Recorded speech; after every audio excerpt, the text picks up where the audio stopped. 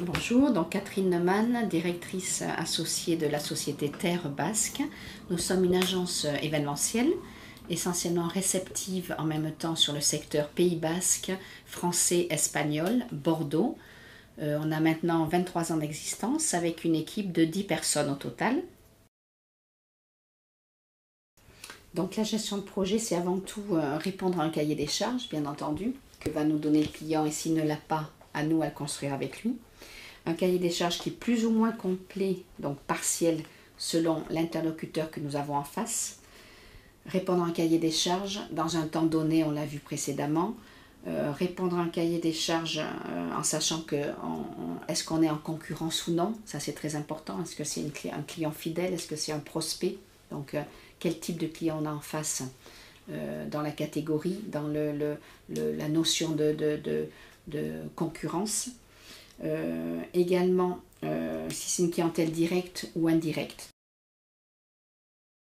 La gestion de projet, avant tout, il faut savoir qu'on veut satisfaire le client. Ça, c'est l'objectif de tous dans notre entreprise. On veut que le client soit satisfait, revienne, nous reconfie des projets.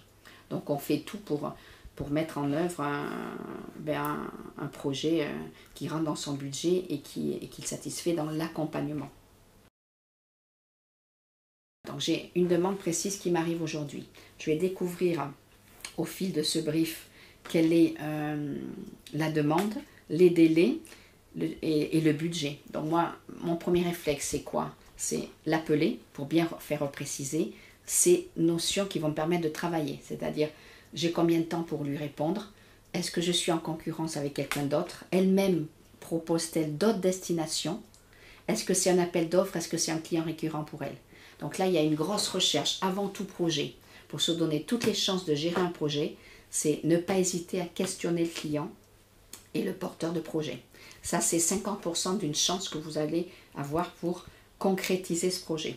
Si toutes ces questions préalables, ça c'est du commercial pur, si toutes les questions n'ont pas été posées, ce n'est pas la peine de répondre à quelque chose sans connaître ses limites et son cadre.